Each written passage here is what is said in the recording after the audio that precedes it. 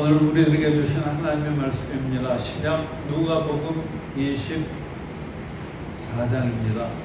누가복음 24장 30절부터 32절까지입니다. 누가복음 24장 30절부터 32절 우리에게 주시는 하나님의 말씀으로 듣기를 원합니다. 그들과 함께 음식 잡수실 때에 떡을 가지사 축사하시고 떼어 그들에게 주시니 그들의 눈이 밝아져 그인 줄 알아보더니 예수는 그들에게 보이지 아니하시는지라. 그들이 서로 말하되 길에서 우리에게 말씀하시고 우리에게 성경을 풀어주실 때 우리 마음속에서 마음이 뜨겁지 아니하더냐 하고 아멘. 예수님께서 죽음의 권세를 이기시고 다시 살아나셨습니다. 아멘. 우연히 그런 일이 생긴 게 아닙니다. 이미 부활은 약속하셨던 일입니다. 예언하셨던 일을 드디어 성취하신 것입니다. 그래서 예수님의 부활은 약속하셨던 말씀은 반드시 이루신다라는 확실한 증거가 되어집니다. 부활은 그 어떤 상황에서도 다시 살려주실 수 있는 하나님의 능력을 증거하는 것이 되어집니다. 부활을 못 믿는 사람들은요, 한번 넘어지고 한번 어려운 일에 빠지면은 거기에서 낙심하고 맙니다. 그러나 부활, 다시 살리시는 하나님이 계시다는 것을 믿는 사람들은 넘어져도 또 일어날 소망을 품게 되어지는 것입니다. 우리에게 부활의 주님이 임하게 되면은 우리의 마음이 뜨거워집니다. 주님께서는 우리들이 열정을 품고 다시 신나게 살기를 원하고 계십니다. 예수님은 부활하셨습니다. 오늘 우리에게 주신 말씀 30절을 다시 한번 같이 읽어보겠습니다. 30절 같이 시작. 그들과 함께 음식 잡수실 때 떡을 가지사 축사하시고 떼어 그들에게 주시니. 분명히 죽으셨던 예수님이에요. 무덤에 던져졌어요. 돌문으로도 남았어요. 만약에 그런 예수를 생각한다면은 더 이상은 소망이 없어요. 이젠 죽어버렸는 거예요. 그 예수를 생각한다면요, 상상하기도 싫지만은 우리는 예수 믿는 것 소망이 없습니다.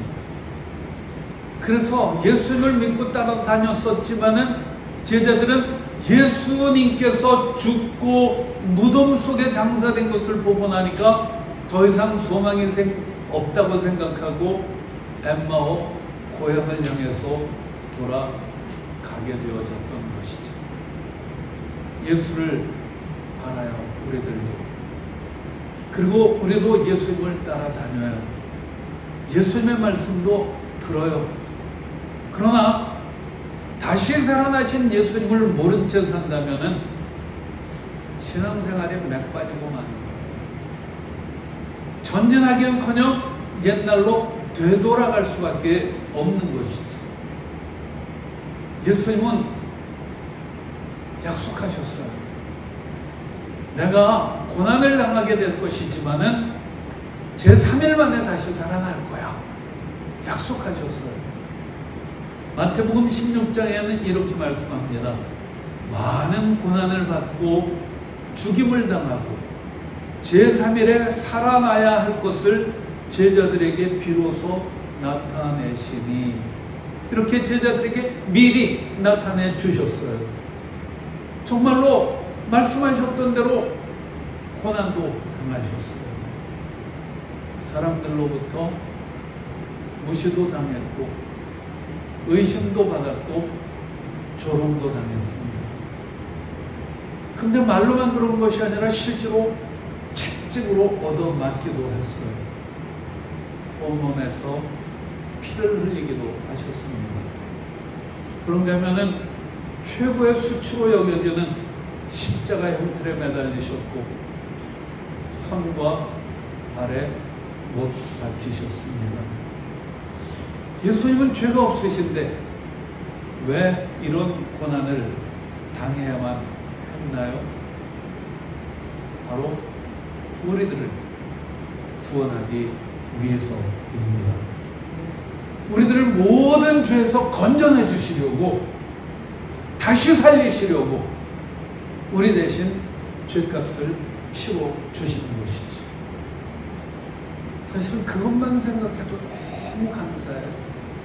그런데 약속하셨던 대로 제3일 만에 부활하셨고, 그래서 우리들에게도 와, 죽어도 다시 살 수 있는 거구나, 부활의 소망을 주셨습니다. 그 부활하신 주님께서는 제자들에게 오셨어요. 그리고 그들과 함께 식사를 하십니다. 이것이야말로 주의 성찬입니다. 떡을 가져서 축사하시고 떼어 그들에게 주시니,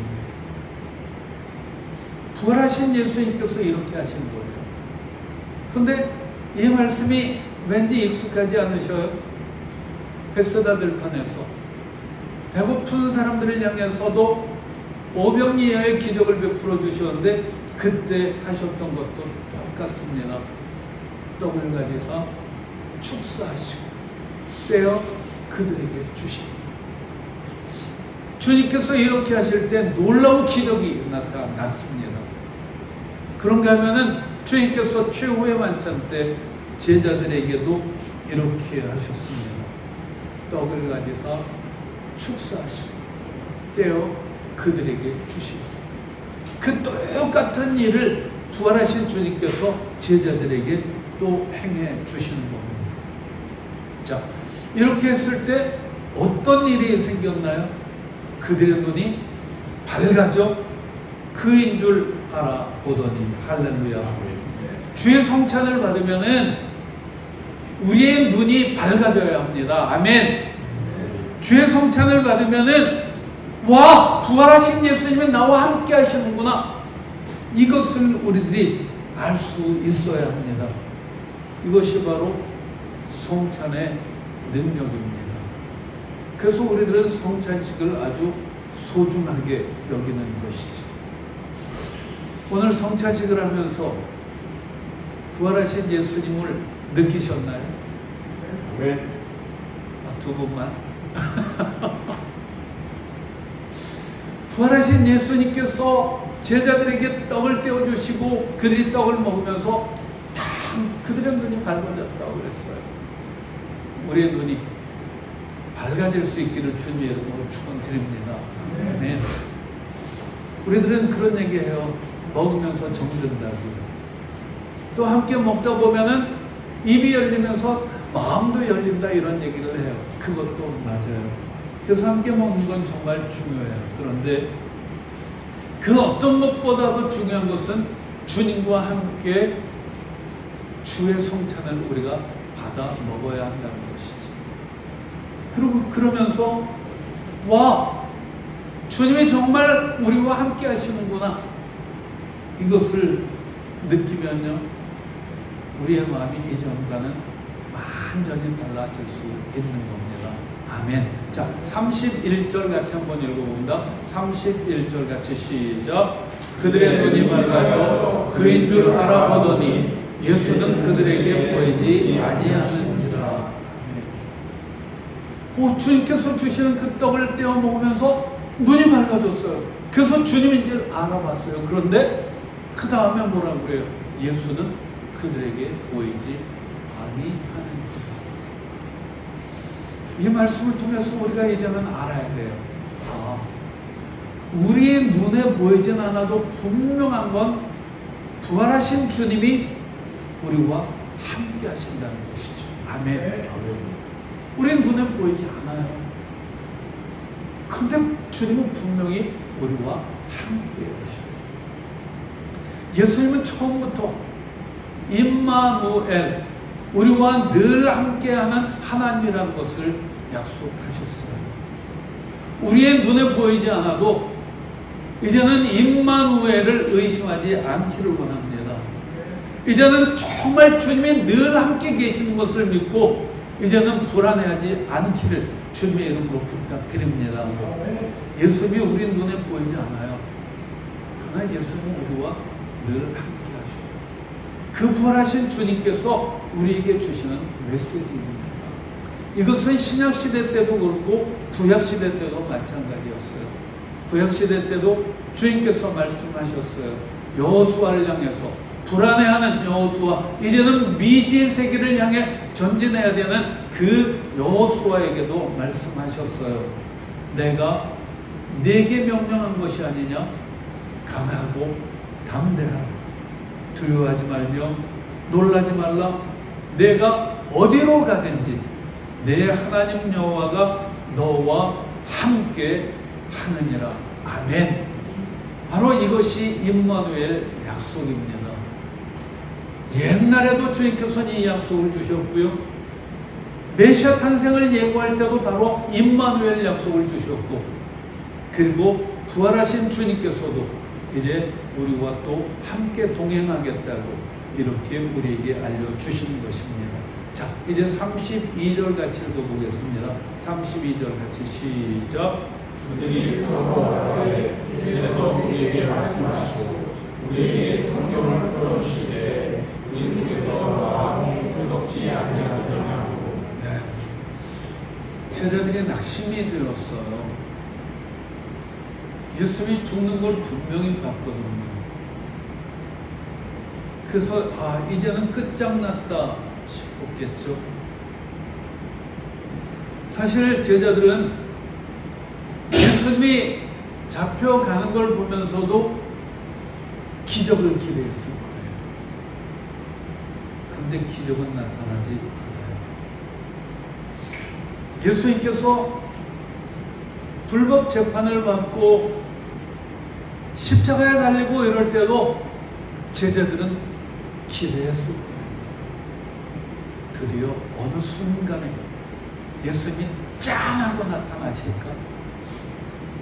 아멘거사가 마페를 막 이러면서 아멘거사 출뒤 이러면은 그냥 그 탐관오리들이 다 그 앞에서 무릎 꿇고 벌벌 떨고 이러는 일들이 벌어지기를 기대했을 거예요. 그런데 그런 일은 없었어요. 맹없이 잡혀가셨어요. 십자가에서 죽으셨어요. 그런데 그때라도 뭔가 기적을 베풀어 주셨으면 참 다들 믿기 좋았을 것 같은 거예요. 와, 진짜다!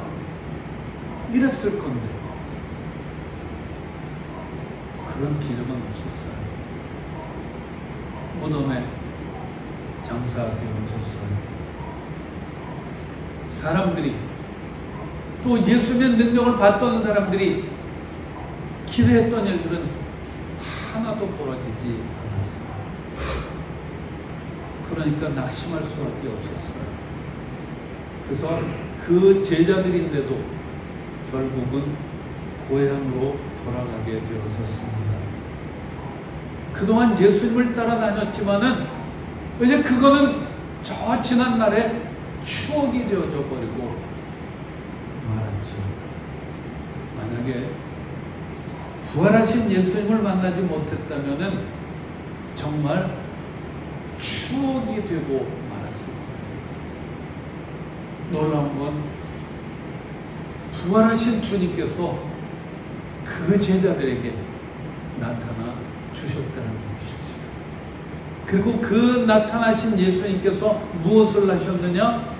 그 실망에 있는 자들, 그래서 어깨 축 처져갖고 고향으로 돌아가는 그들에게 성경을 풀어주셨습니다. 풀어주다 디아 노이고라는 단어. 이것은요, 해석하다 이런 뜻이 있지만은 열어주다 이런 뜻이 있습니다. 즉 성경의 이야기를 해석해 줌으로 말미암아 그들의 막혔던 눈을 열어 주신 것이죠. 닫혀 있었던 마음 문을 열어주신 겁니다. 열어주는 것, 바로 그것을 위해서 주님께서 성경을 풀어주시는 것이죠. 닫혔던 생각이 열리고, 닫혔던 마음도 열리고, 닫혔던 길도 열리면 그 다음에 어떤 일이 벌어지나요? 마음이 뜨거워집니다. 아멘. 마음이 뜨거워진다는 것, 열정이 생겼다는 얘기죠. 낙심할 때는 어깨가 축 처지는 거예요. 낙심이 되어지니까 마음도 식어지는 거예요. 더 이상 사는 게 의미가 없어요. 그런데 마음이 뜨거워지면요, 놀랍게도 삶의 의욕이 다시 살아나는 것이죠. 그래서 다시 일어날 수 있는 겁니다. 다시 도전할 수 있는 겁니다. 그래서 이 엠마오로 가던 두 제자들이 다시 예루살렘으로, 다시 신앙의 자리로 돌아갔습니다. 부활하신 주님께서는 제자들의 마음이 또다시 뜨거워지기를 원하셨어요. 부활하신 주님의 말씀을 우리들도 들을 수 있기를 주님의 이름으로 축원드립니다. 우리의 마음이 다시 한번 뜨거워져서 열정으로 불타오를 수 있기를 원합니다. 여러분, 우리들 막 마음이 뜨겁고 그럴 때는 사는 게 막 힘이 나고 신나고 이렇지 않았던가요? 우리의 마음이 다시 한번 뜨거워서 사는 게 신날 수 있기를 원합니다. 정말로 마음이 뜨거워져서 우리에게 맡겨준 그 일들을 막 열심히 하면서도 피곤한 줄 모르는 그런 삶을 살게 되기를 주님의 이름으로 축원드립니다. 예수님은 부활하셨습니다. 아멘. 우리와 약속하셨던 모든 것들을 하나도 빠짐없이 다 지켜주셨습니다. 예수님은 부활하셨고, 그 예수님은 제자들에게 나타나서 성찬을 베풀어 주셨습니다. 예수님께서 떼어주시는 떡, 생명의 떡을 받아 먹으면 우리의 영이 밝아집니다. 그래서 부활하신 예수님을 알아볼 수 있습니다. 우리가 성찬을 임할 때 이 바람을 꼭 품을 수 있기를 원합니다.